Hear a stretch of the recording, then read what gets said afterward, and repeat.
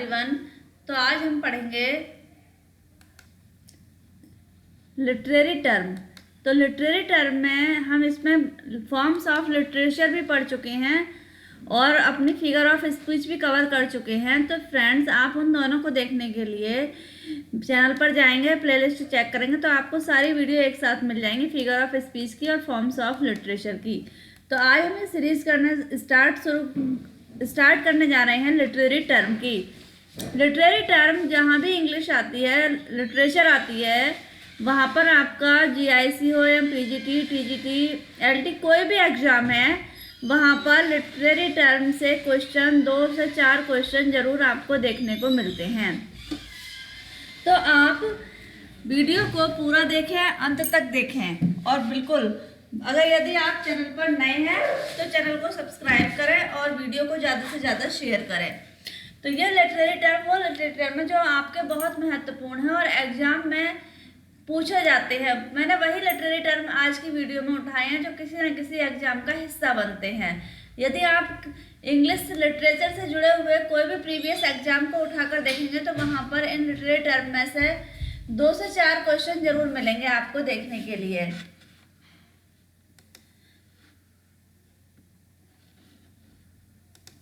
तो हमारा पहला लिटरेरी टर्म है एलिगरी। एलिगरी क्या होता है? A narrative in which literal mean corresponding clearly and directly to symbolic meaning. यानी एक नरेटिव होता है, विस्तारित होता है और जिसमें एक सिंबल यानी प्रतीक होता था। यानी इसके 2 मीनिंग होते हैं, corresponding clearly and directly to symbolic meaning दिखाया जाता है, प्रतीक मीनिंग होता है एक को। यही इसकी डेफिनेशन से क्वेश्चन आता है कि a narrative in which literal meaning corresponding या clearly directly to symbolic meaning किसे कहा जाता है? तो इसे बोला जाता है एलिगरी को बोला जाता है। जहां आपको सिंबलिक मीनिंग दिखाई दे जाए तो समझ लो कि वो कौन सा टर्म है, आपका एलिगरी है। इसका एग्जाम्पल में है the literal story John Bunyan का पिलग्रिम प्रोग्रेस। जॉन बेनियन की Pilgrim progress, Christians journey from the city of destruction the celestial city. ये क्या है? एलिगरी है। इसमें एलिगरी देखने को मिलती है, journey from sin to holiness. तो ये कुछ एग्जाम्पल हैं जॉन बेनियन का पिलग्रिम प्रोग्रेस का, जहाँ पर ये एलिगरी देखने को मिली है। तो एलिगरी आप अच्छे से समझ गए होंगे कि एक ही वर्ड के 2 मीनिंग यानी प्रतीक किसी को मानकर दिखाया जाता है, वो क्या होती है? हमारी एलिगरी होती है। दूसरा हमारा टर्म आता है एनेक्डोट। एनेक्डोट होता है a brief narration of a single event. यानी एक विस्तृत संक्षिप्त व्याख्या दी होती है किसी भी एक घटना के ऊपर या इंसिडेंट के ऊपर, उसे बिल्कुल नरेट किया जाता है, तो वो क्या होती है? एनेक्डोट। नेक्स्ट टर्म आता है हमारा एपोरिज्म। एपोरिज्म होता है ए कंसाइज एक्सप्रेशन ऑफ इंसाइट और विजडम। यानी एक ऐसा वाक्य जिसकी व्याख्या करी जाए तो वो बुद्धिमानी से या कुछ उसमें प्रचलित वर्णों से भरी हुई हो, यानी कुछ उसमें विजडम दिखाई दे, विटी दिखाई दे, बुद्धिमानी दिखाई दे। The vanity of others offend our taste only when it offends our vanity. तो ये लाइन है Friedrich Nietzsche beyond good and evil से ली गई है। यानी एपोरिज्म को हम कहावत भी बोल सकते हैं इसे। यानी कहावतें क्या होती है? बहुत तो सच होती हैं, तो वो क्या है? एपोरिज्म कहलाती है। यानी उसमें क्या होती है? अंदर से विजडम होती है, एक्सप्रेशन करती है वो। नेक्स्ट हमारा अगला टर्म आता है ऑटोबायोग्राफी। ऑटोबायोग्राफी को आप फॉर्म्स ऑफ लिटरेचर में भी पढ़ चुके हैं और हमेशा देखें तो ये क्या होता है? Non fictional story of person life. यानी ये फिक्शनल नहीं होता, साहित्यिक नहीं होता। इसमें ये व्यक्ति के पर्सन के जीवन से जुड़ी हुई होती है और जिसे वही पर्सन खुद बताता है। यानी अपने जीवन के बारे में खुद बताना क्या होता है? ऑटोबायोग्राफी होती है। इसमें सेंट अगस्टिन की थी confessions in early canonical work in this Jenner. यानी ये क्या थी? इस जैनर में ऑटोबायोग्राफी में लिखी थी सेंट अगस्टाइन ने कन्फेशंस। तो ये क्या है, ऑटोबायोग्राफी, यानी अपने जीवन कथा अपने आप लिखना, अपनी लाइफ हिस्ट्री खुद लिखना क्या होती है, ऑटोबायोग्राफी होती है। नेक्स्ट हमारा आगे हम देखते हैं बैलाड। बैलाड होता है ट्रेडिशनल या फोक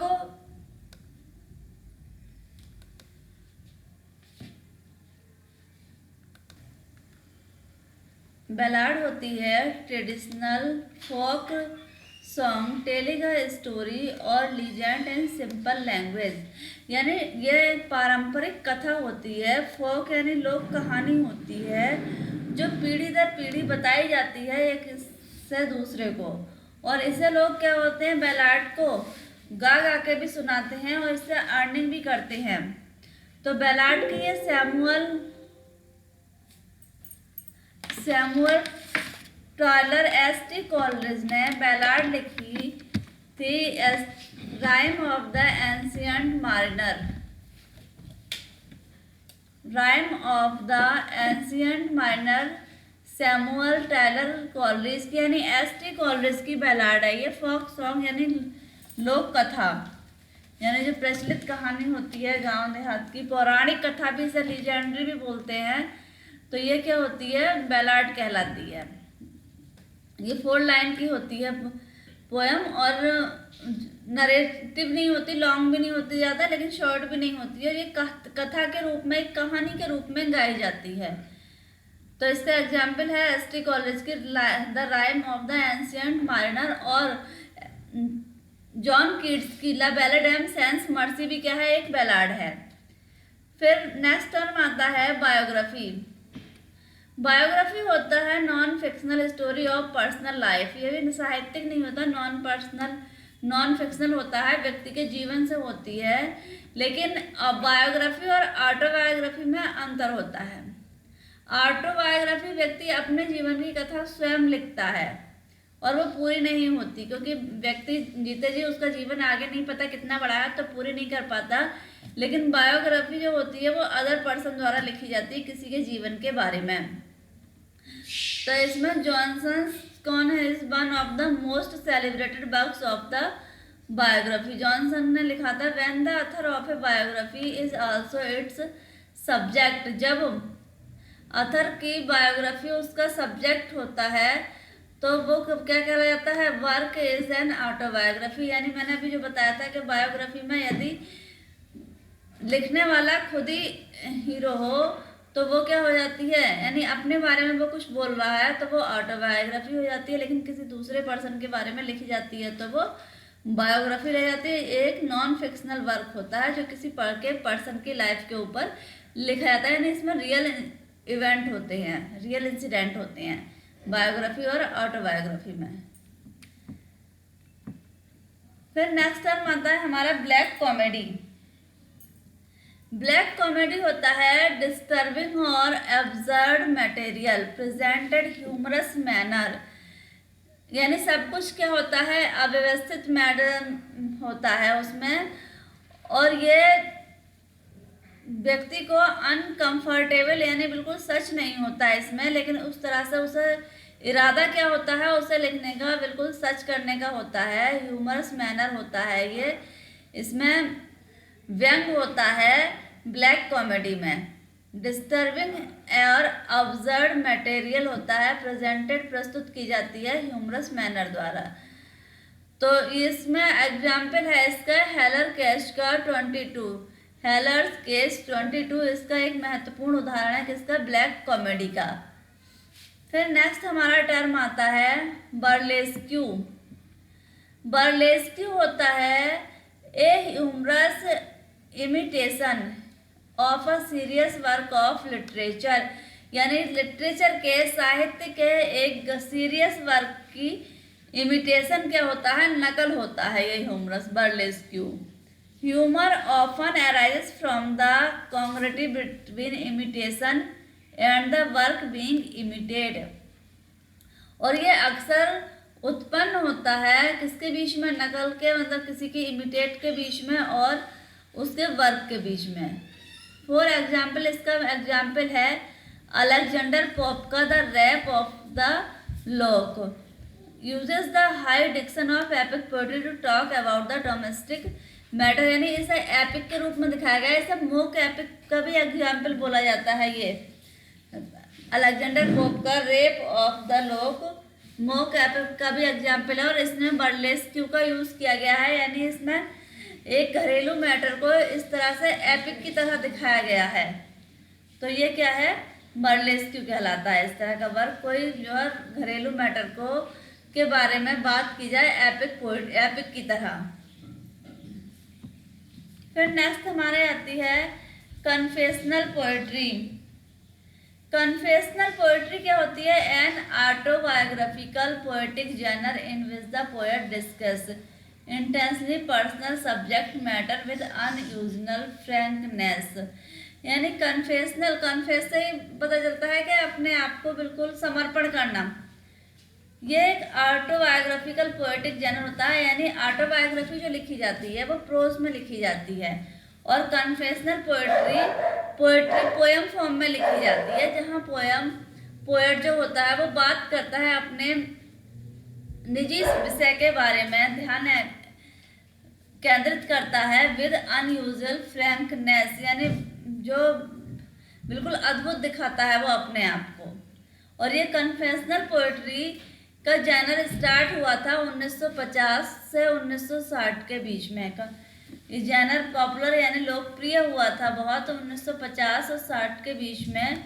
रॉबर्ट लॉन्स ने लिखा था लाइफ स्टडीज 1959 में। रॉबर्ट लॉन्स ने लिखा था लाइफ स्टडीज 1959 में, और ये क्या होता है, कन्फेशनल पोएट्री होती है। नेक्स्ट आता है हमारा डिटेक्टिव लिटरेचर। डिडेक्टिव लिटरेचर होता है लिटरेचर इंटेंडेड टू इंस्ट्रक्ट और एजुकेट, यानी इसका इरादा क्या होता है, इंस्ट्रक्ट करना, किसी को बताना, या एजुकेट करना, शिक्षित करना, डिडेक्टिव लिटरेचर का। इसमें वर्जिल का George's contains farming advice in words form, और ये क्या छंद रूप में यानी पोएम रूप में लिखा गया है। फार्मिंग कॉन्टेंस है इसमें वर्जिल के जियोर्जिक्स में।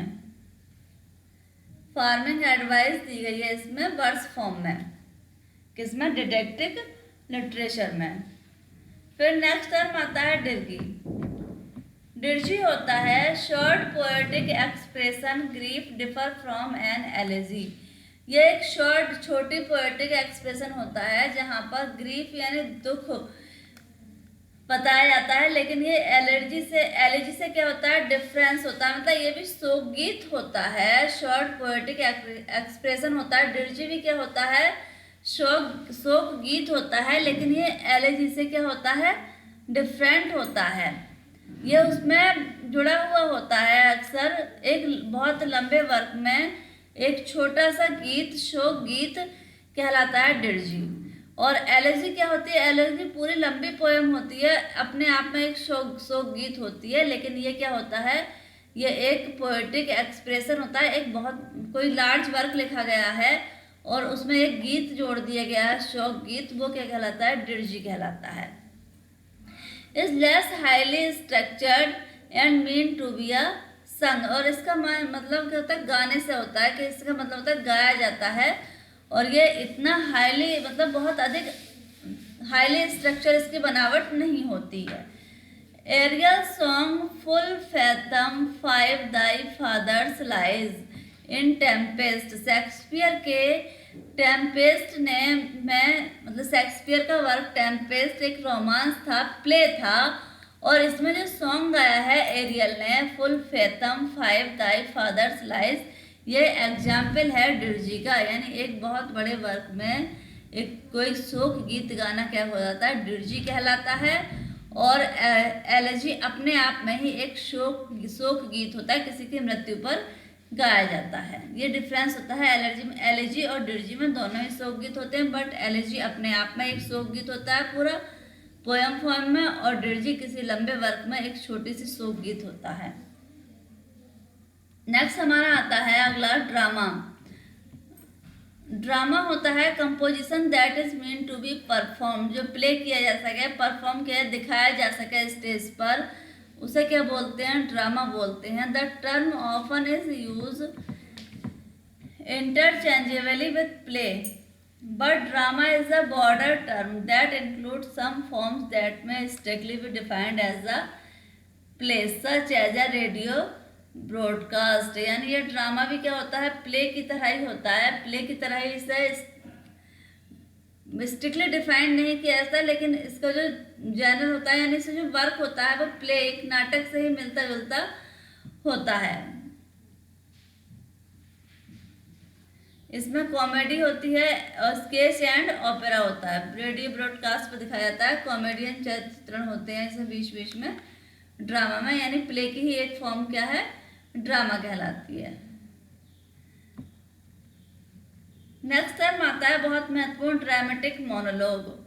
ड्रामेटिक मोनोलॉग वो पोएम होती है, ये एग्जाम में आती है। ड्रामेटिक मोनोलॉग रॉबर्ट ब्रायनिंग इसके लिए फेमस है, father of dramatic monologue Robert browning को भी बोला जाता है। और इस पोएम में साहित्यिक और हिस्टोरिकल कैरेक्टर होते हैं।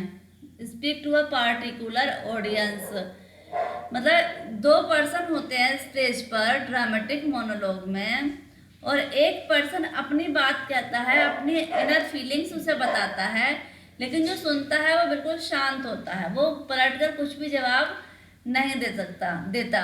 तो वो क्या होता है? इस तरह का प्ले जहाँ एक सिंगल वक्ता ही बोलता रहे और दूसरा शांत होकर सुनता रहे और ऑडियंस पार्टिकुलर उस स्पीच को सुनते रहे, वहाँ क्या होता है? ड्रामेटिक मोनोलॉग होता है। माई लास्ट डचेस, ये अल्फ्रेड रॉबर्ट ब्राउनिंग का है, ड्रामेटिक मोनोलॉग का ही उदाहरण है। और अल्फ्रेड लॉर्ड टेनिसन का यूलाइसिस भी क्या है? एक फेमस एग्जाम्पल है ड्रामेटिक मोनोलॉग का, अल्फ्रेड लॉर्ड टेनिसन का ये यूलाइसिस। नेक्स्ट आता है हमारी डायस्टोपिक लिटरेचर। डायस्टोपिक लिटरेचर होता है जनर ऑफ फिक्शन, ये साहित्य का एक जनर होता है। प्रेजेंट्स करता है क्या? इमेजिनिंग फ्यूचर सोसाइटी, यानी एक काल्पनिक भविष्य समाज का। purports to be perfect and utopian, but the author present the reader horrifying inhuman, यानी वो कल्पना तो करता है लेकिन उसमें क्या होता है? वो इस तरह से मतलब कुछ डरावना उसे दिखाई देता है। यानी यूटोपियन का क्या होता है? अपोजिट होता है। उसमें यूटोपियन में क्या होता है? एक प्लीजेंट यानी खुश वाली जगह होती है जहाँ व्यक्ति अपने आप को खुश सुख महसूस करता है, उसे यूटोपियन कहते हैं। और डायस्टोपिक लिटरेचर में वो बहुत डरा हुआ होता है। Usually the author attempts to warn the contemporary reader to their social resemblance और डेंजर ऑफ रिसेप्लिंग। इसका जो उद्देश्य होता है ऑथर का, वो इरादा होता है कि जो उस समय के तत्कालीन पाठक हैं उन्हें चेतावनी देने का कि आगे वर्ल्ड में क्या होने वाला है, जैसे फ्लाउड फ्यूचर वर्ल्ड, यानी आगे संसार में क्या होने वाला है, इस तरह की चेतावनी देना कि भविष्य कितना डरावना हो सकता है, इस तरह का संदेश देने वाला लिटरेचर होता है डायस्टोपिक। तो इसमें इसका जॉर्ज ऑरवेल ने 1984 और एल्डस हक्सले का ब्रेव न्यू वर्ल्ड इसका डायस्टोपिक लिटरेचर का क्या है? एग्जाम्पल है। यानी इसमें डायस्टोपिक लिटरेचर में व्यक्ति को इस तरह की कल्पना करता है कि उसे भविष्य में आने वाली चीज़ों को देख सके और वो कितनी हानिकारक हो सकती हैं उस पर ध्यान आकर्षित करा सके अपने पाठकों का, पढ़ने वालों का। तो वो क्या कहलाता है? वो कहलाता है डायस्टोपिक लिटरेचर।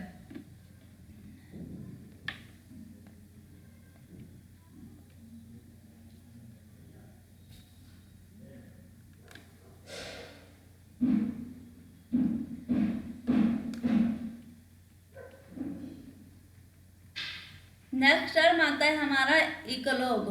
एक्लोग होता है short pastoral poem in the form of a soliloquy और डायलॉग बिटवीन टू शेफर्ड। यानी ये क्या होता है? एक्लोग पास्टोरल का ही एक पोयम का ही पार्ट होता है और ये एक सोलिलोकी के रूप में होता है, यानी इसमें जो वक्ता होता है, पोएट होता है, लेखक होता है, वो क्या होता है, अपने आप अपनी इनर भावनाओं को, अपने मन की भावनाओं को व्यक्त करता है। ये डायलॉग फॉर्म में भी हो सकता है। एकोलॉग दो पर्सन के, दो सेफर्ड गढ़ेरियों के बीच में। पास्टोरल पोएम भी क्या होती है, वहां भी जंगल का, रूरल एरिया दिखाया जाता है, ग्रामीण क्षेत्र दिखाया जाता है, और इकोलॉग में भी ग्रामीण क्षेत्र दिखाया जाता है। पास्टोरल में बहुत सारे लोग होते हैं। अगर पास्टोरल एलिजी होती है तो एक शोक गीत होता है, जो गाने वाला होता है, पोएट होता है, वो अपने आप को गढ़िया मानता है, और जो जिसकी मृत्यु पर वो गीत गा रहा है उसे भी सेफर्ड मानता है। वो वास्तविक में गढ़िया सेफर्ड नहीं होता, लेकिन वो कल्पना करता है कि उसका दोस्त जो मृत्यु हुई है, जिसे उसने खोया है, वो भी क्या है, एक सेफर्ड है। तो उसी की फॉर्म्स क्या है, इकोलॉग है। इसका वर्जिल का इकोलॉग इसका फेमस एग्जाम्पल है इकोलॉग का। नेक्स्ट टर्म आता है हमारा एलेजी। एलेजी क्या होती है, फॉर्मल पोएम होती है जो दुख व्यक्त करती है, लेमेंट यानी दुख व्यक्त करती है डेथ ऑफ अ फ्रेंड पर, अपने मित्र की मृत्यु पर, या पब्लिक फिगर पे, या किसी ओकेशनली यानी किसी घटना पर, या किसी चीज के बीच में मृत्यु खत्म हो जाने पर, कोई चीज खत्म हो जाने पर, यानी ये क्या है, एलेजी एक तरह का शोक गीत है, लेमेंट पोएम है ये। In Greek and Latin poetry the term applies to specific type of meter. इसमें लैटिन और ग्रीक पोएट्री में इस टर्म के लिए मतलब एक विशेष तौर पर मीटर फॉर्म बनाई गई थी। यहाँ पर अल्टरनेटिव हेक्सामीटर का यूज किया गया था। अल्टरनेटिव यानी एबी राइम स्कीम के साथ में, हेक्सामीटर या पेंटामीटर के रूप में। Regardless content but only some elegies in English owe the metre Percy Shelley's poem. यानी कुछ जो इंग्लिश पोएट हैं उन्होंने इसका जो हेक्सामीटर या पेंटामीटर है उसका अनुसरण किया है, और जिसमें पीबी शैली की पोएम एडोनिस जो शोक गीत है जॉन कीट्स की मृत्यु पर एक एलेजी का एग्जाम्पल है। नेक्स्ट आता है महत्वपूर्ण हमारा बिल्कुल एपिक। एपिक होता है लेंथी या narrative that describe the deeds of heroic figure often a national और कल्चरल इम्पोर्टेंस।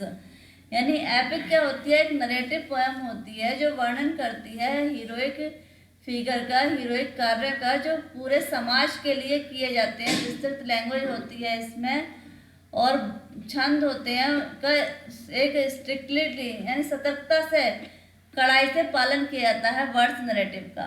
इसमें बियोवुल्फ और वर्जिल्स का एनेट क्या है, एक एपिक का एग्जाम्पल है। यानी और हमारे यहाँ अगर देखें तो हम महाभारत और गीता रामायण क्या है, एक एपिक का ही एग्जाम्पल है।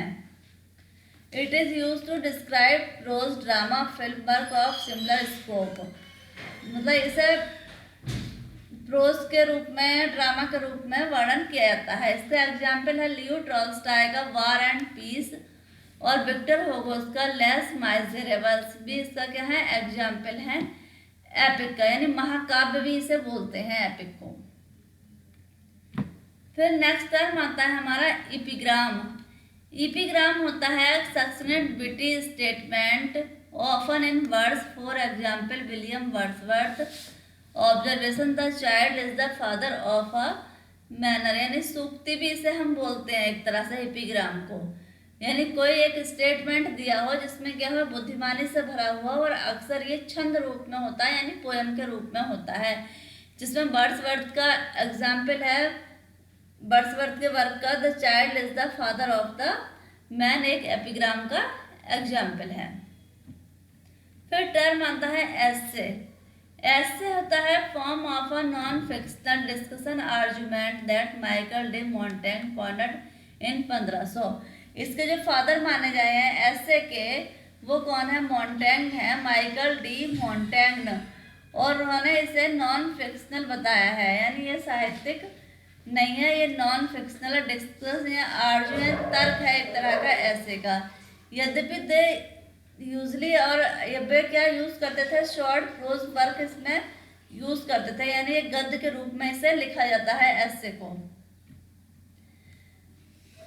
There are example of book length essay John Locke and verse essay by Alexander Pope, यानी एक लंबे ऐसे लिखे गए हैं जॉन लॉक द्वारा और छंद वाले ऐसे लिखे गए हैं अलेक्जेंडर पोप द्वारा। ये ऐसे के एग्जाम्पल हैं। फादर कौन है ऐसे के, माइकल डी मॉन्टेग्न, और इंग्लिश ऐसे के फादर कौन है, फ्रांसिस बेकन। फिर नेक्स्ट टर्म आता है हमारा फेबल। फेबल होता है short prose words narrative such as those by Aesop illustrate moral often which expand, यानी फेबल एक ऐसी कहानी होती है, ऐसी स्टोरी होती है जहाँ जानवर या पक्षी एक मानव का रूप यानी मानव का कैरेक्टर प्ले करते हैं और उससे कोई नैतिक या मोरल वैल्यू उससे निकल कर आती है, कोई नैतिक शिक्षा व्यक्ति को मिलती है। वो इस तरह से एक व्यक्ति के रूप में अपने आप को परफॉर्म करते हैं, यानी जानवर या पक्षी को मानव के रूप में दिखाया जाता है और एक ऐसी घटना दिखाई जाती है जिससे कोई नैतिकता निकल आए, कोई शिक्षाप्रद कहानी निकल कर आती है, उसे क्या बोलते हैं, फेबल बोलते हैं।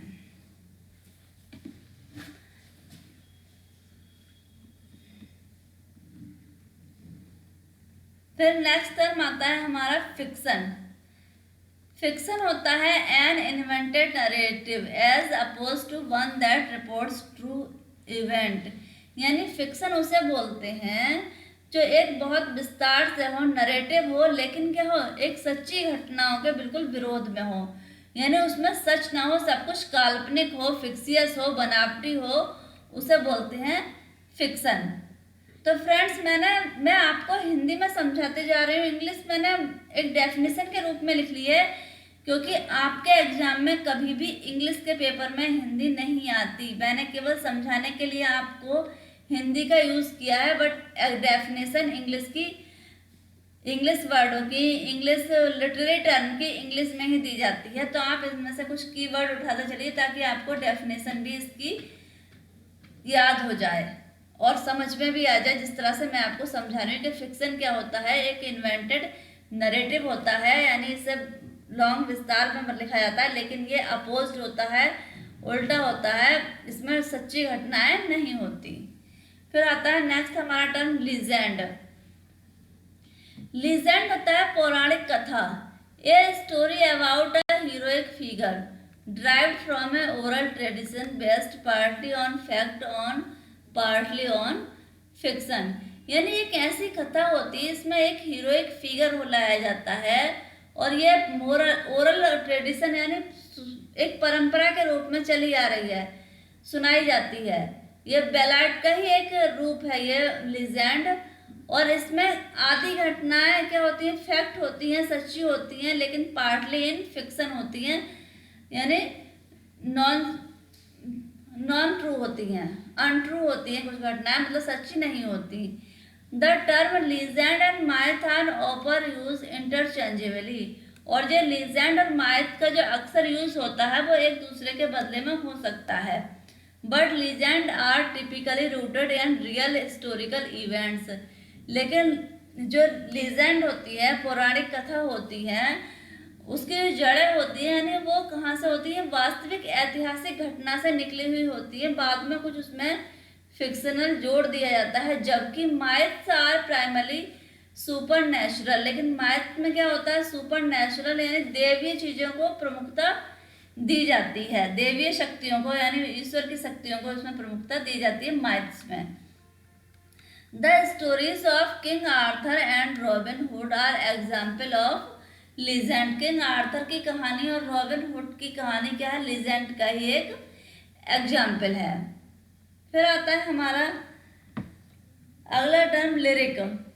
लिरिक होता है एक short poetic composition describe the thought of single speaker.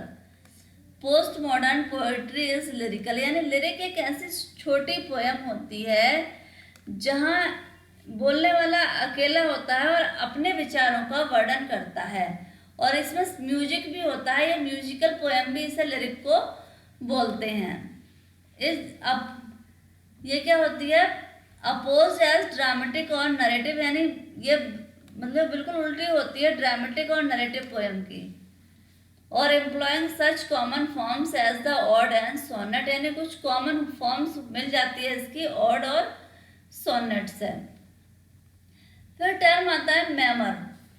मेमर होता है एन ऑटोबायोग्राफिकल वर्क, एक ऑटोबायोग्राफिकल वर्क ही होता है, यानी अपनी कथा अपने आप ही लिखनी होती है मेमर में भी।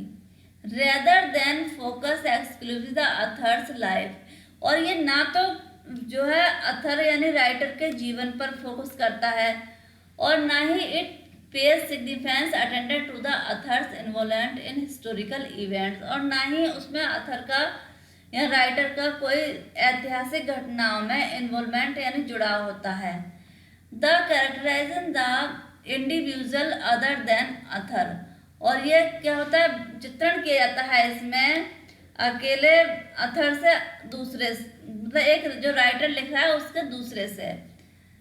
ए famous example of Winston Churchill's memoirs in the Second World War, मतलब इसमें कुछ ऐसी घटनाएं, मेमोर से ही आप समझ जाते होंगे मेमोरी, आप मेमोर को मेमोरी से याद रखें, मेमोरी यानी याददाश्त, यानी अपने जीवन के कुछ ऐसे यादगार पल लिखना क्या कहलाता है, मेमोर कहलाता है, जिसमें आप हो भी सकते हैं या नहीं भी हो सकते हैं, जो आपको केवल जो आपने देखा है अपने लाइफ टाइम में, उसके ऊपर जो आपने एक्सपीरियंस किया है, अनुभव किया है, और उसको फिर अपने लिखना क्या कहलाता है, मेमोर कहलाता है।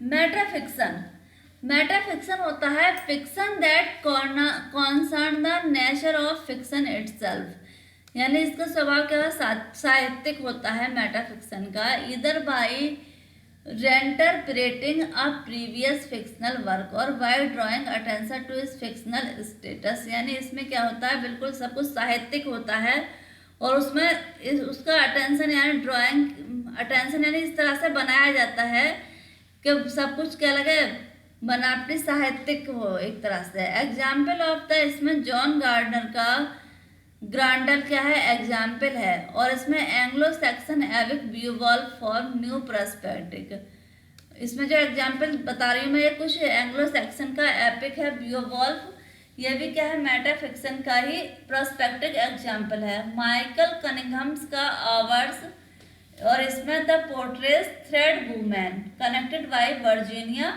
वुल्फ, यानी ये सब वर्जीनिया वुल्फ ने भी इसे कनेक्ट किया है मिसेस डॉलेवे में, इंक्लूडिंग वुल्फ हरसेल्फ, और इसमें वर्जीनिया वुल्फ खुद भी इंक्लूड है।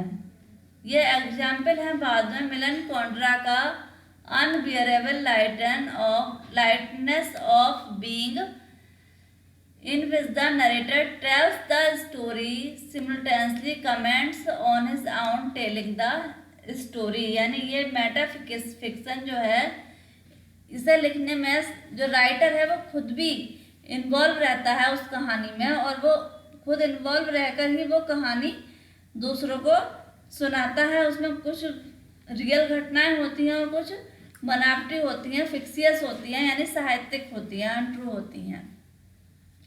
फिर हमारा टर्म आता है माइथ। माइथ होती है स्टोरी अबाउट, अभी हमने लीजेंडली और माइथ पढ़ा था, तो लीजेंडरी पौराणिक कथा और माइथ क्या होती है, यानी प्रैक्टिस और the super national story the origin of culture belief, यानी जो कल्चरल है, सांस्कृतिक है, वो विश्वास करती है इस तरह की कहानियों पर। इसमें प्रैक्टिस और सुपर नेचुरल फिनोमिना होते हैं, यानी दैवीय शक्तियाँ होती हैं इसमें, usually derived from oral tradition होता है, यानी जो कहानियाँ एक परंपरागत होती हैं, यानी सुनाई जाती हैं परिवारों में, समाज में। इमेजिन काल्पनिक सुपर नेचुरल पास्ट होता है, यानी दैवीय शक्तियों का पास्ट होता है। ओविड का मेटामॉर्फोसिस, ओविड का मेटामॉर्फोसिस क्या है, इसका is a famous early example है माइथ का। Some writers as William Blake, William Butler Yeats have invented their own myths, इन्होंने अभी अपने अलग अलग myths लिखे हैं सुपर नेचुरल इवेंट के। 7। और जो अर्ली एग्जाम्पल है इसका माइथ का वो है ओविड का मेटामॉर्फोसिस, जो शेक्सपियर के ऑलमोस्ट प्लेस का क्या है, सोर्स है। फिर नेक्स्ट हमारा टर्म आता है नॉर। नॉयर होता है फिक्शनल जेनर, ये भी फिक्शन होता है, एक साहित्यिक होता है, और ये आया था 1940 में, बहुत पॉपुलराइज्ड हुआ था, प्रचलित हुआ था, लोकप्रिय हुआ था, with a cynical disillusioned loner protagonist. Noir often involves the crime of criminals underworld. यानी नॉयर में क्या होती है, साहित्यिक इन्वॉल्वमेंट होता है, साहित्य होता है, बनावटी होता है, और इसमें एक अपराध और अपराधी डॉन वगैरह इसमें इंक्लूड होते हैं। प्रोटैगनिस्ट जो हीरो होता है वो एक तरह से क्या होता है, मतलब उसमें कुछ ना कुछ बुराई होती है। The terms from film Noire which describe the film serial style content. यानी ये फिल्म नोयर में बहुत ही अधिक वर्णन किया जाता है इसमें। Classical example noir fiction include Raymond Chandler the big sleep और डेजियल हेमंड्स का द माल्टेस, क्या है, नोयर के एग्जाम्पल हैं। फिर हमारा अगला टर्म आता है नॉन फिक्शन। नॉन फिक्शन होता है narrative work the reports true events, यानी सच्ची घटनाओं पर आधारित एक नरेटिव वर्क, यानी एक बहुत विस्तृत वर्क क्या होता है, नॉन फिक्शन होता है। नॉवेल। नॉवेल क्या होता है, फिक्शनल प्रोज होता है, ये भी साहित्यिक प्रोज होता है, इसमें भी बनावटी बातें होती है, नरेटिव होता है, विस्तृत होता है, सिग्निफिशिएंट लेंथ यानी लंबाई अच्छी होती है, मतलब बहुत बड़ा होता है। Since the novel form become popular in 17th century, यानी ये जो पॉपुलराइज हुआ था, लोग प्रचलित हुआ था, ये हुआ था 1700 शताब्दी में। जबकि the term has come to describe other work non fiction novel. Novel in words short novels. Novel किसमें होता है, वर्ड्स में, छंद में। शॉर्ट नॉवेल्स होते हैं that do not necessarily fit this strict definition, यानी इसकी कोई बहुत अधिक स्ट्रिक्ट डेफिनेशन नहीं है कि इसमें ये होना चाहिए। जैसे ड्रामा के लिए एरिस्टोटल ने क्लासिकल ड्रामा के लिए unity of time, unity of person या यूनिटी ऑफ प्लेस का दिया है, स्ट्रिक्टता से यानी कठोरता से, कड़ाई से पालन किया था। इस तरह का नॉवल में कुछ भी बिल्कुल कड़ाई से किसी भी चीज़ का पालन नहीं किया गया है, कुछ भी उसके लिए आवश्यक नहीं है नॉवल के लिए। नॉवेल के टाइप में आती है ऑटोबायोग्राफिकल नॉवल।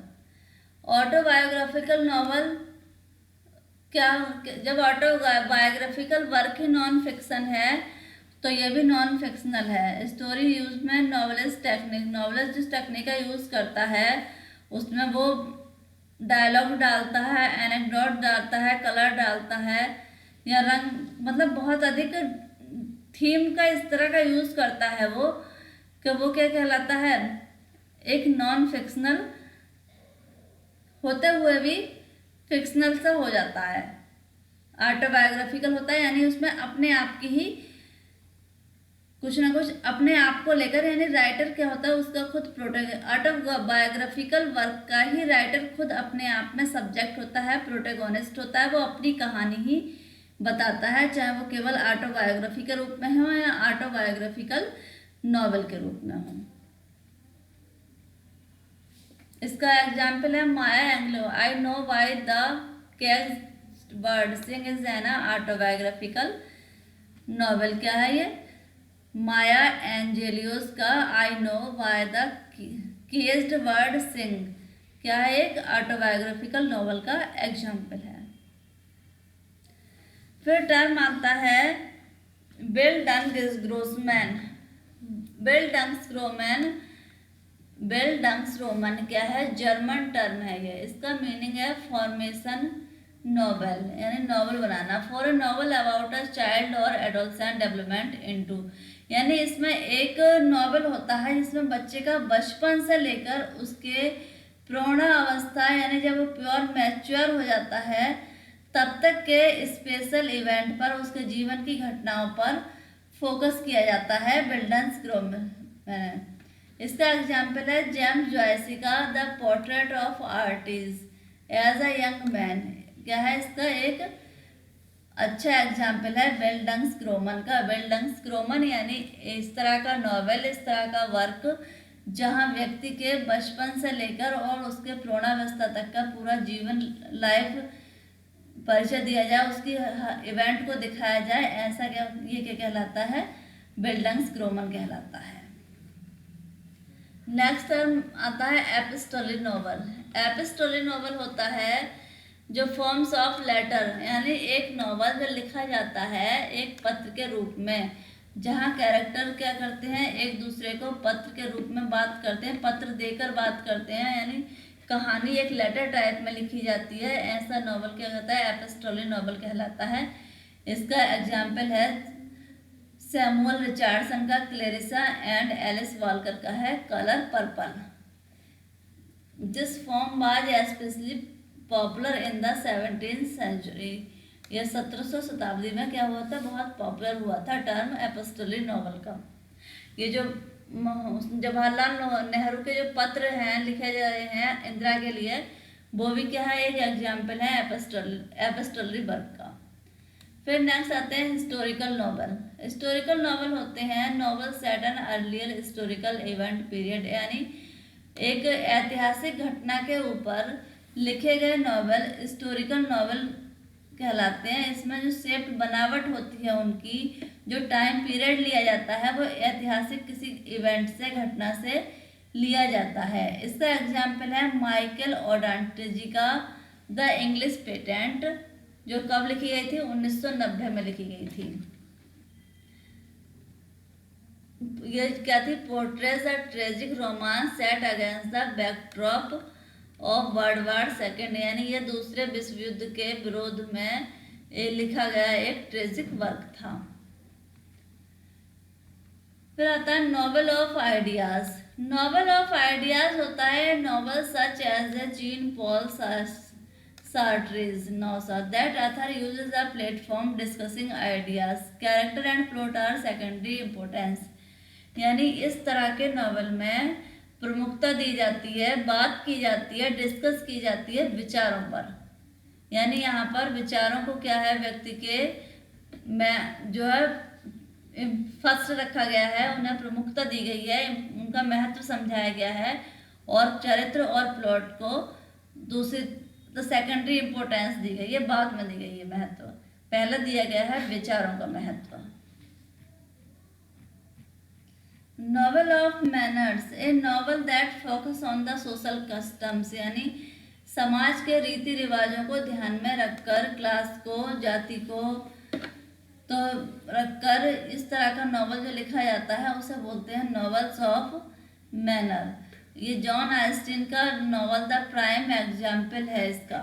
जॉन ऑस्टिन का नॉवल प्राइम क्या है? इसका नॉवल ऑफ मैनर्स का एक एग्जाम्पल है। फिर अगला आता है पिकारेस्क्यू नॉवल। पिकारेस्क्यू नॉवल होता है originally a realistic novel relating the 6 country explored.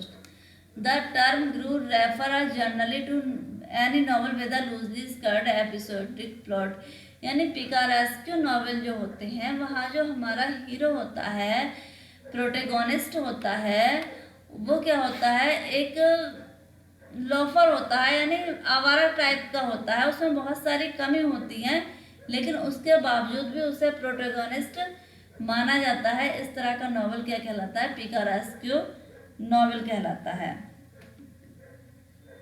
Revolves around the central character, यानी पूरी कहानी उसी के एडवेंचर, उसी के कामों के ऊपर घूमती रहती है, लेकिन फिर उसमें क्या होती है? बहुत कुछ ना कुछ खराबी होती है उस प्रोटेगोनिस्ट में। एग्जाम्पल है इसका कार्वेंटस का Don Quixote is a classic picaresque novel, या पिकारेस्क्यू नॉवल का एक एग्जाम्पल है। फिर हमारा आता है social protest novel. Social protest novel होता है in which the author aim is to tell a story, यानी अथर का, राइटर का क्या होता है, उद्देश्य होता है कहानी के माध्यम से illuminates and draw attention the, यानी व्यक्ति का ध्यान आकर्षित करने का कॉन्टेम्प्रेरी सोशल प्रॉब्लम्स, यानी समकालीन समाज में जो बुराइयां चल रही हैं, समस्याएं चल रही हैं, उनकी तरफ रीडर्स का, पाठकों का ध्यान केंद्रित करना क्या होता है, इसका उद्देश्य होता है एक कहानी के माध्यम से। और इसमें वो उसका उद्देश्य होता है उसे चेंज करना, यानी अच्छा करना, उसे उसमें बदलाव करना बुराइयों को। हैरियट बीचर का अंकल्स टॉम्स कैमेन क्या है, एक grapes wrath which popularize the plight of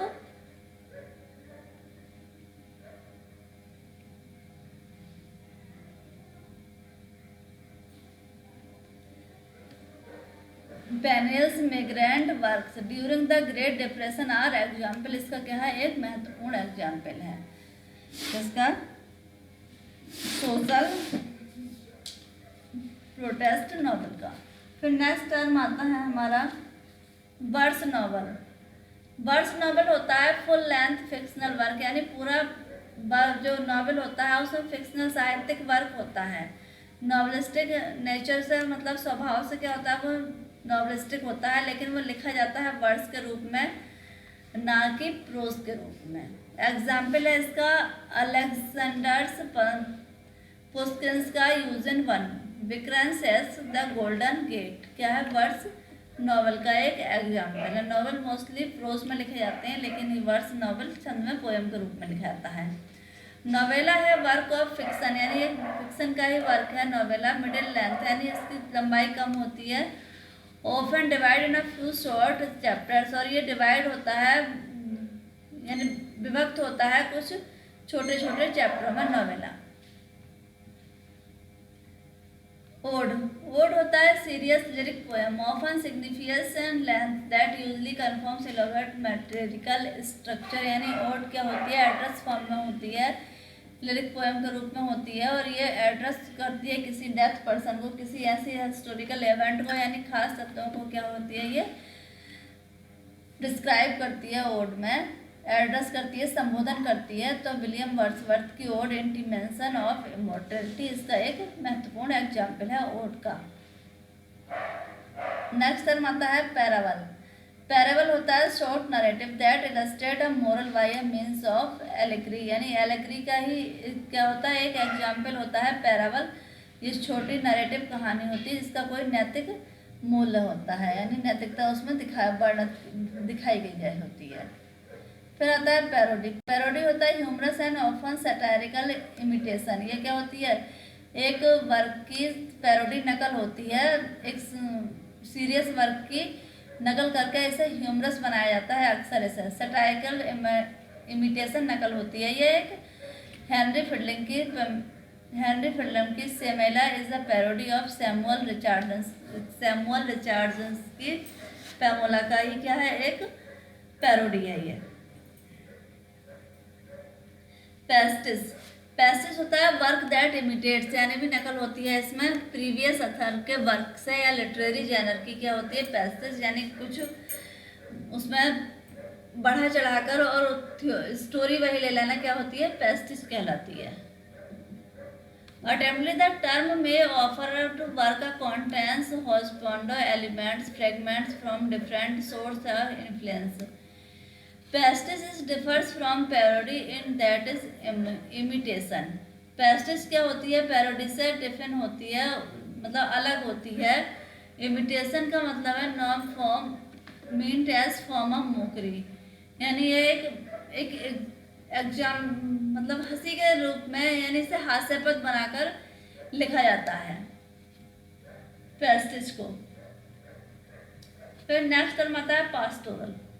pastoral होता है celebration of the life, simple rustic life, shepherds usually written by a sophisticated urban writer, यानी एक अर्बन राइटर के द्वारा, यानी शहरी राइटर के द्वारा ग्रामीण जीवन को, खासकर सेफर्ड को और उसके लाइफ को जो वर्णन किया था उसे बोलते हैं पास्टोरल।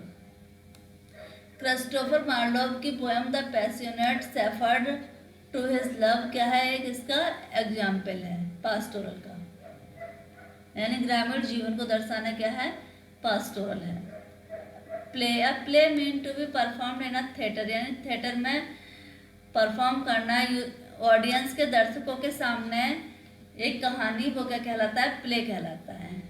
और प्ले किस में लिखे जाते हैं, डायलॉग फॉर्म में लिखे जाते हैं, एक्ट्स और सीन में डिवाइड होते हैं, और इसमें स्टेज होता है, और इसे सारी घटनाएं क्या होती हैं, सेट होती हैं। इसकी कॉस्ट्यूम वगैरह इसमें जो है कॉस्ट्यूम, यानी अलग अलग प्ले रोल प्ले करने के लिए कैरेक्टर का कॉस्ट्यूम्स अलग अलग होते हैं, कपड़े होते हैं इसमें, व्यक्ति रोल के अनुसार कॉस्ट्यूम पहनता है। कॉमेडी होता है lighted play characterise the humour and happy ending, यानी एक लाइट हार्टेड यानी हल्का प्ले होता है, और जो जिसकी एंड में हैप्पी होती है, और उसमें सस्पेंस होता है, ह्यूमर होता है, यानी हंसी मजाक होता है कॉमेडी में। Epic theatre marks it approach the emotional psychological engagement, favor the critical detachment, plays, therapy and opera. Mother Cowries are two famous works in this genre. Epic theatre के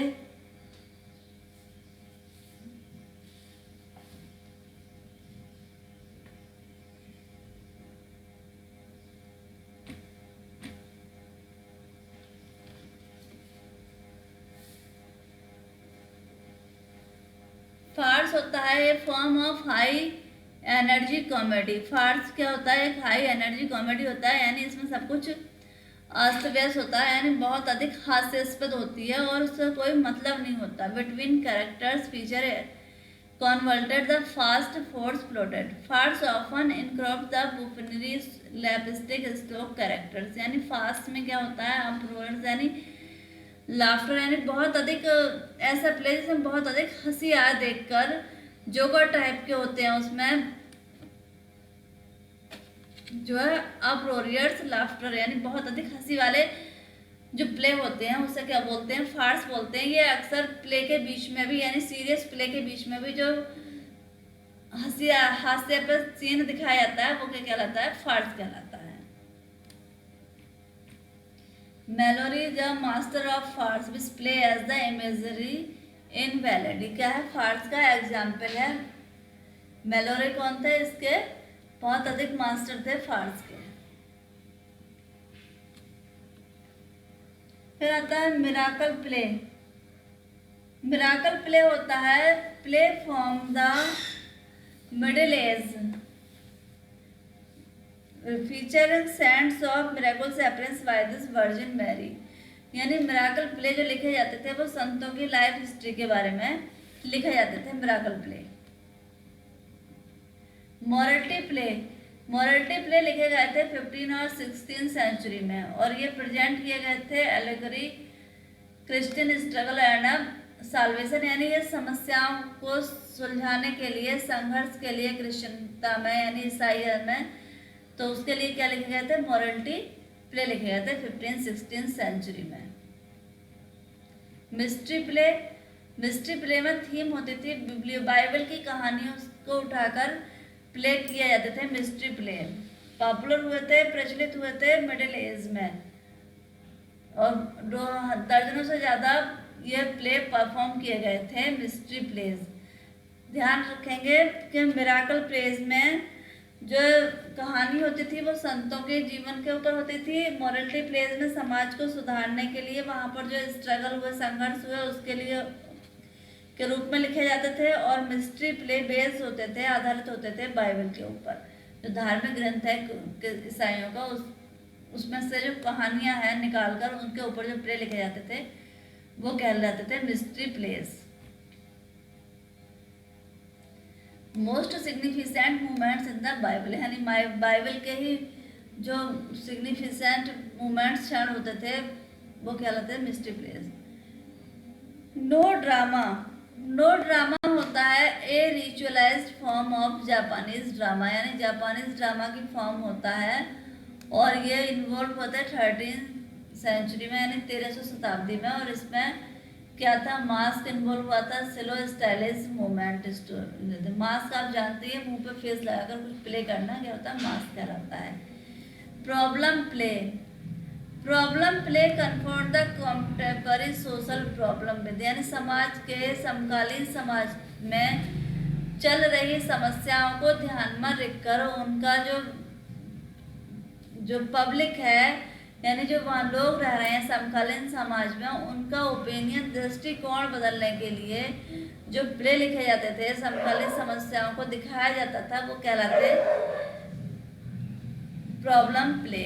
हेनरी गिब्सन का इस play के लिए, Henry Gibson के जो play थे Hooda Gabler, वो बहुत इस समय क्या हुए थे, पॉपुलर हुए थे। और हमारे जॉन गाल्सवर्थ भी क्या था, एक प्रॉब्लम प्ले लिखते थे वो भी। नेक्स्ट टर्म आता है ट्रेजेडी। ट्रेजेडी होता है सीरियस प्ले, एक गंभीर प्ले होता है जिसके लास्ट में क्या होता है, अनहैप्पी होती है, ट्रेजेडी हो जाती है। प्रोटेगोनिस्ट जो होता है, हीरो होता है, वो किसी न किसी कारण से उसकी मृत्यु हो जाती है और उसके साथ में 2-4 मृत्यु और भी होती हैं, तो वो क्या कहलाती है, ट्रेजेडी कहलाती है। ट्रेजेडी में किसी की भी मृत्यु से मतलब नहीं है, जो हीरो की मृत्यु होगी जिसके कारण ऑडियंस को दुख हो, कैथार्सिस उत्पन्न हो, वो कहलाती है ट्रेजेडी। ट्रेजेडी कॉमेडी होता है ऐसा प्ले विच प्ले शेक्सपियर का विंटर्स टेल, जो क्या है, ट्रेजेडी कॉमेडी है जिसमें स्टार्टिंग में ट्रेजेडी हो और लास्ट में उसकी है जो एंड जो है, अंत जो है प्ले का, वो हैप्पी का हो जाए, तो वो कहलाती है tragedy comedy.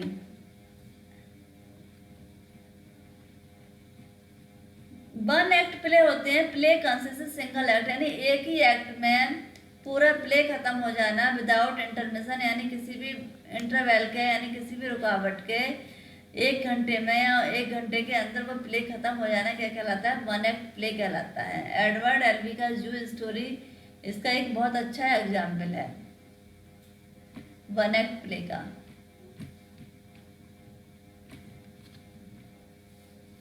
Primitive literature, primitive literature होता है work that express,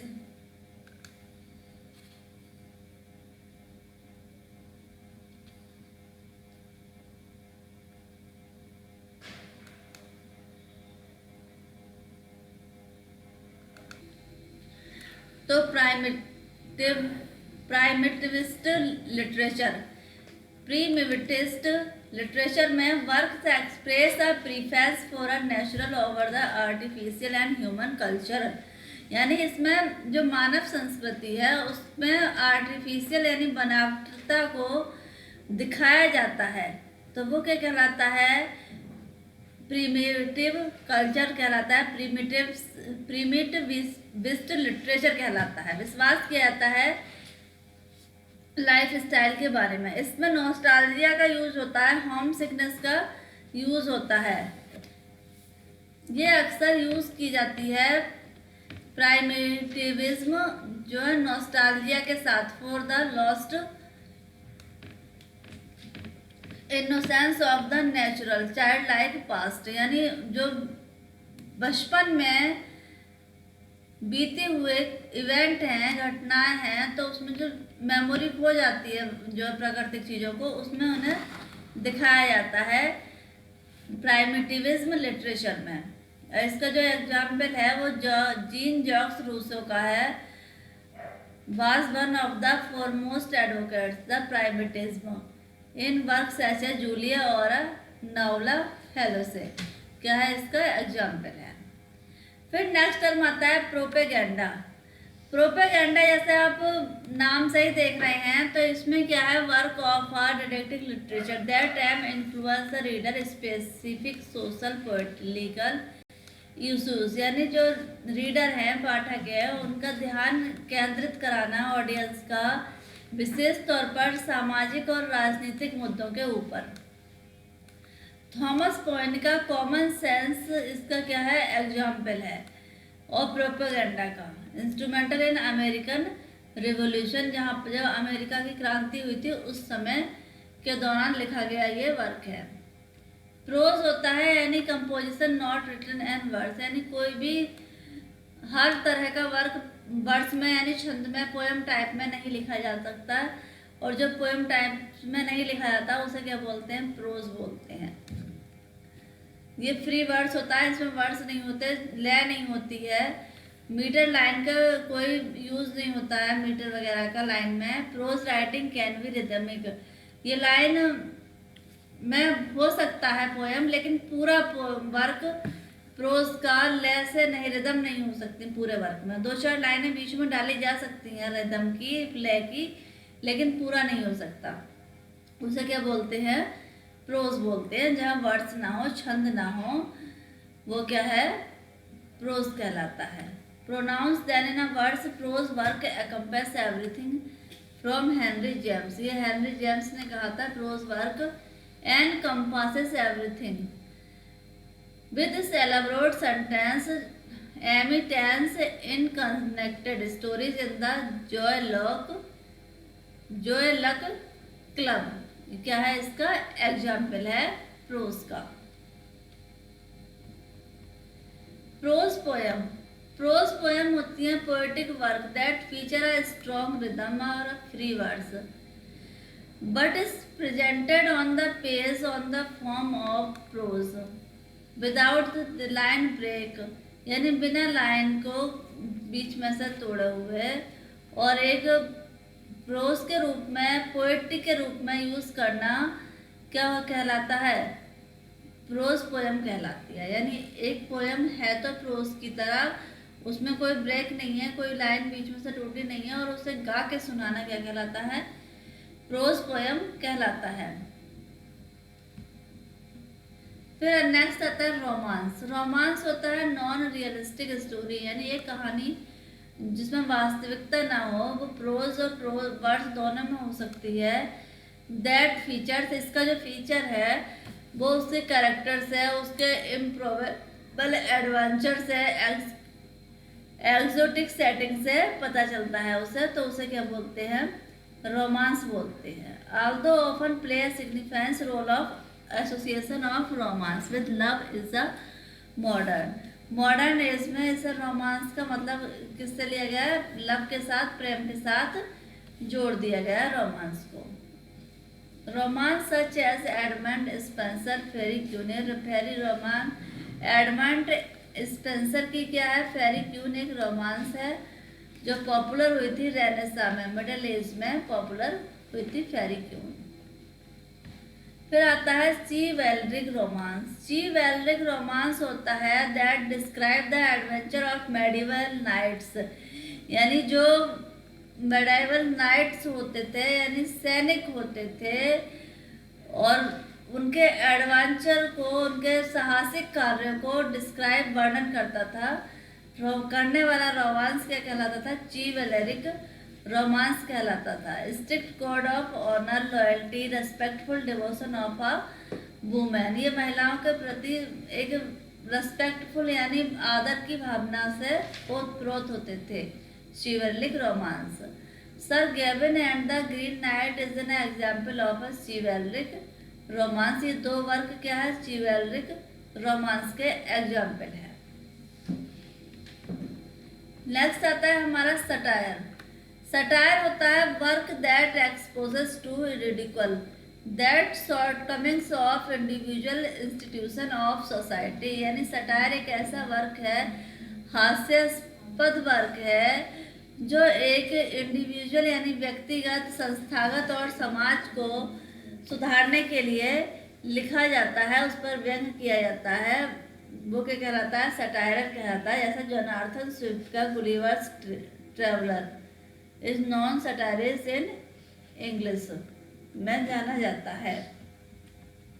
science fiction, fiction that set in alternative reality, यानी यहाँ पर वास्तविकता हो सकती है। ऑफन टेक्नोलॉजी एडवांस फ्यूचर, यानी भविष्य में टेक्नोलॉजी और अच्छे भविष्य को लेकर एडवांस में क्या क्या तकनीक का यूज़ किया जाता है, तो उस तरह का तत्व लेकर क्या लिखे जाते हैं, फिक्शन जो लिखा जाता है उसे साइंस फिक्शन लिखा जाता है, जिसमें वैज्ञानिक खोजों को दिखाया गया हो। H.G. वेल्स को इसका फादर ऑफ साइंस फिक्शन कहा जाता था H.G. वेल्स को 18th सेंचुरी में। और 20वीं शताब्दी में जो फिक्शन राइटर हैं साइंस फिक्शन वो कौन है? Ray Bradbury and Isaac आइजिमोव।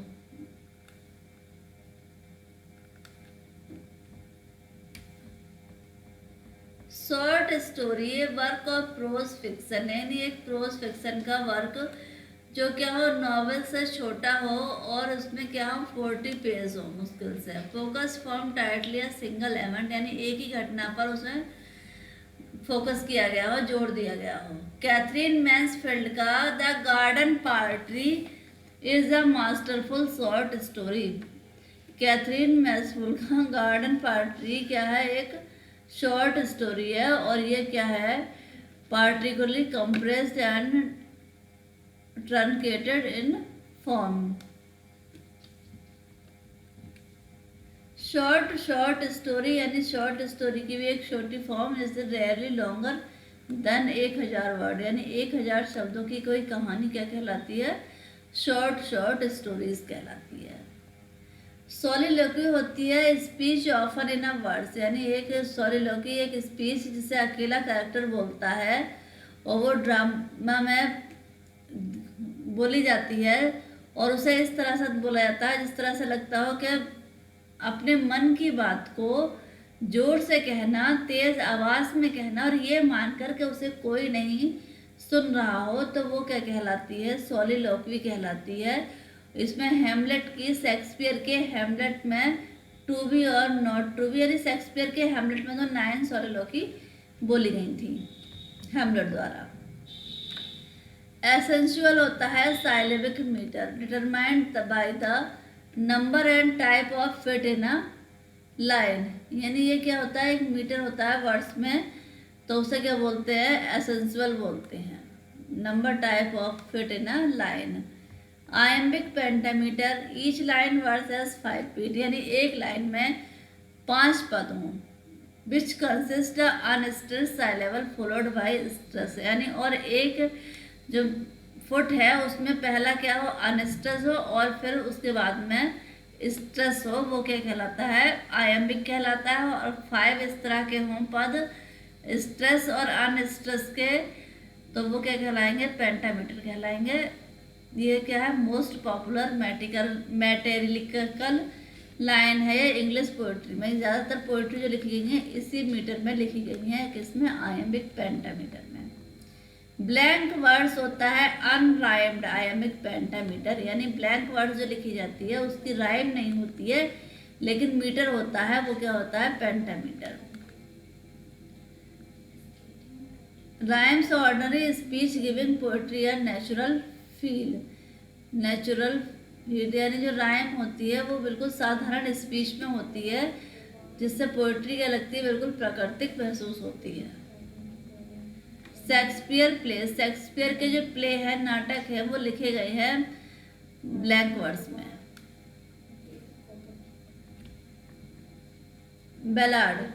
बैलार्ड alternative tetrameter ट्राईमीटर में लिखी होती है। अल्टरनेटिव यानी ए बी इसकी राइम स्कीम बनती है और एक ये फोक पोएट्री होती है यानी पारंपरिक लोक कथा जिसमें दिखाई जाती है, तो वो क्या होती है? बैलार्ड होती है। राइम स्कीम 4 लाइन स्टैंजा होता है। अल्टरनेटिव राइम स्कीम होती है ए बी और इसकी टेट्रामीटर और ट्राईमीटर यूज होता है। सैमुअल टायलर का कॉलरिज का rime of the ancient mariner क्या है? एक बैलार्ड है।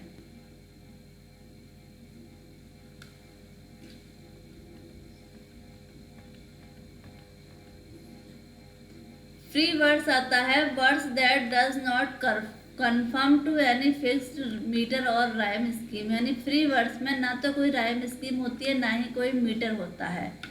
फ्री वर्ड्स क्या होता है? लूज और unrestricted. It rules composition are such as a strict traditional words, यानी बिल्कुल अलग होता है। इसमें कोई इसका कठोरता से, कड़ाई से या मुश्किल से कोई भी कठिनाई नहीं आती इस तरह के वर्क को लिखने में फ्री वर्ड्स में। Rhyming pattern to give the shape, और इसका जो राइमिंग पैटर्न होता है इसे पोएम के आकार दे देता है। व्हाट विटमैन्स का लिव ऑफ द ग्रास लिखा गया है फ्री वर्स में। तो फ्रेंड्स आज हमने देखे अपनी लिटरेरी टर्म, और इन लिटरेरी के टर्म के तहत हमने अपने बहुत सारे लिटरेरी टर्म और फॉर्म्स पढ़े। तो फ्रेंड्स आप इसे बहुत अच्छे से देखेंगे, वीडियो को पूरा देखेंगे तो आपको ये बहुत अच्छे से समझ में आ जाएंगे। मैंने इस वीडियो में वही लिटरेरी फॉर्म्स लिए हैं, जो टर्म्स लिए हैं जो आपके कहीं ना कहीं एग्जाम में आते रहते हैं। तो इसी तरह से अपने टीजीटी और पीजीटी के वर्क के नए वर्क के साथ मिलते हैं हम अपनी अगली वीडियो में। जब तक बने रहें चैनल पर, चैनल को शेयर और सब्सक्राइब करें।